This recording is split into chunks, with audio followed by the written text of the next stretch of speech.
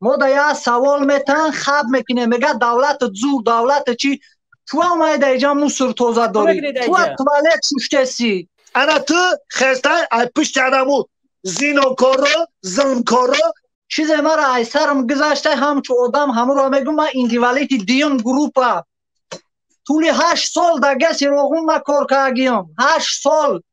در 8 سال وقتی ما در اوارید غلطیدم سری ما این همی حاج معلم های دو بار اپیراتسا همی پرا تو همی پرا را اپیراتسا خوردگی وقتی ما در دختر مراجعت کردم 6000 سومون میگه تو میتی ما ترا پنسا میکنیم تا هر ماه 150 سومون میگیری چخه ما یا آدم کمبغل 6000 بتم یا 150 سوم پنسا بگیرم اینو چوری اومدم اینا ساعت چند شوه ما تو سحر کار میکنم سحر با تو بگه کار میکنم چخه ما مثال بخیزم بگم که ها این ما میگیم ها گپی همه اکم توری ما گپ سه هیچ رد نمیکنم نه که ما در پیش همه میلاد میگیم که ما دولت منظور چیه ما در یه سوال میتن خب میکنه میگه دولت زور دولت چی تو اومده اینجا موسر توزه داری تو توالت شوشتسی این ای سوال در چی جواب بتیم سخن ماما این همه سوال این همه سوال ما طرفداری کنیم در همه میلاد ما چی اتویت بتیم که ما را مثال میگه که دولت زور تو اومده اینجا توالت شوشتسی منم خوندگیم برادر یه برادر یک لحظه خوندگی خدمت نمیشه و همی جاییم کنکریت نخوندن در تو تاجیکستان همش کنکریت نخوندگی همه سوال مرا جواب ته بته ما دو سخت سخن دیگهش میگم برم همه سوال مرا جواب ته همه تاجیکستان همه خوندگی هم یک لحظه ما یک سوال دارم شما گفتین که در آغون ما کار کردگیم بله در آغون کار کردن شما را معاشتون سر وقت می اومد برسید اویلکتون اویلو که ما میشید ما فیرما شخصی بود شخصی فیرما بود ما مثال تو حاج را میگم که همون شخصی فیرما را پدر مادرش رحمت کنه که همون آدم دادر گنرال نی دیرکتری همونجا مرا در وقت اپیراتسا یاردم کدگی ای چانس می داد دختر آورد داد ای دولتی تاجیکستان یگام چی به ما کمک کدگی نیستن پنسیه که باید مرا میکردن نکردنم ما موافقی داکیمنتال دیم گروپ ایندیوالیت گذاشتم در قرابولو نه که تو حال باید مرا میبردن دختر میگذاروندن چی میکردن 6000 سومون طلب کردن چی میگذاری به سوال که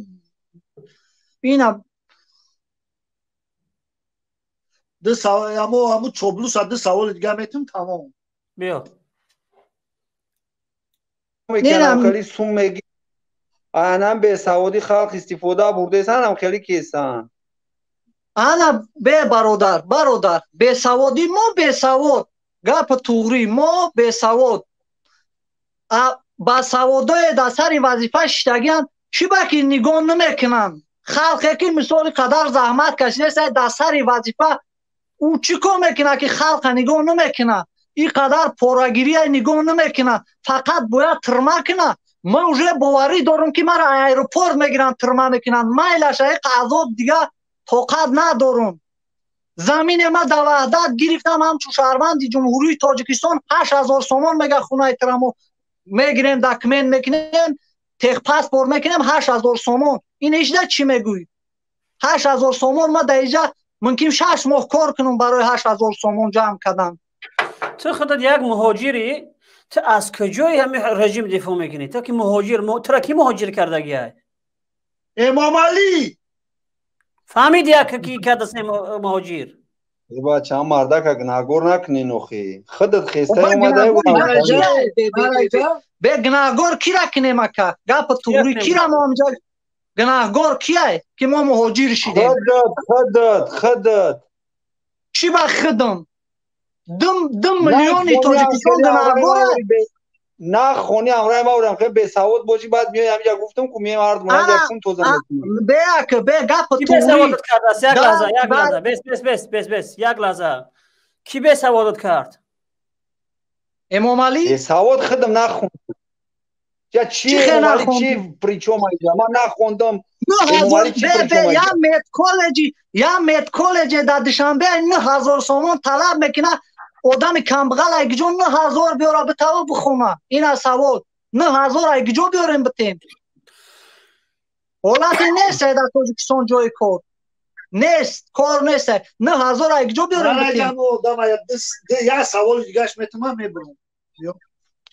سلام علیکم یا بار دیگه برادر. بگی یاد سوال کم تا گوش کن برادر جون مثلا سوالت میتونم توضیح ایما چند سال مایدایی امی یکی نه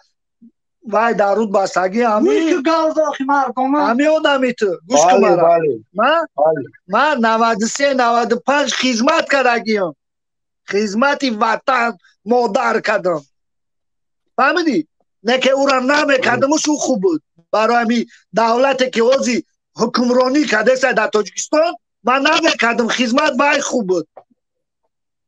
فهمیدی برادر من هر روز مرده میکشیدم هر روز مردهی مسلمان میکشیدم تاجیک 93 تا 95 من خدمت کردگیم فهمیدی وقتی که اویلم گذشت 2 سال پیش رفتم تاجیکستان دکتر رفتم که سپراف کبته مرا برای سمرت و اینایی کاغذ میتین که تاجیکو دا تاجیکستان دا همه دولت دا میتین و свидетельство от смерти میگیم اگه تاجیکیشان نمیدونم چی میشه همین را سپراف دادن دا 3 روز مرا دکتر محلمون امروز بیا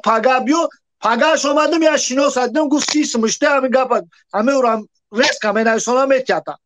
سیسم دادم شنویسان که در درونی کابینت اگر زنش اخورا نکمشون من مسلمان اخورا چکم بر اومدم به پول نمیکنن کار به پول هیچ که کار تبود نمینه برادر این حکمت ظلم فهمیدی به پول یکم کس کار تبود نمیکنه انا تو خسته ای پشت چنمو زینو کارو ظلم کارو دفاع کردستی این کارا نکه برادر ای خدا بترس